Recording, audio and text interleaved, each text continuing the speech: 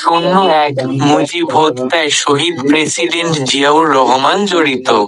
০২ মুক্তিযুদ্ধে নিহতের সংখ্যা ৩,০০,০০০ আনুমানিক। ০৩ বুদ্ধিজীবীদের হতারা চিহ্ন তা করেছিল ভারতীয় বাহিনী।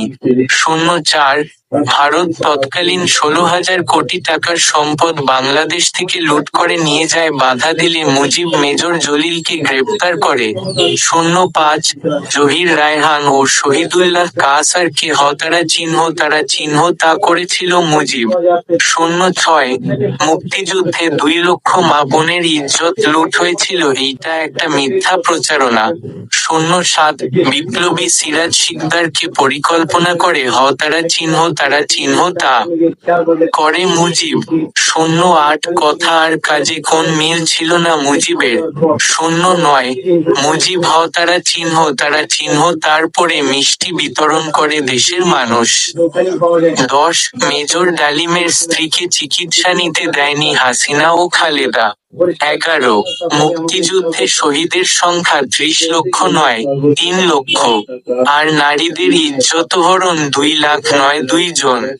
১২ একজন মুসলমান হিসেবে আমি কাউকে জাতির পিতা, জাতির মাতা মানি না।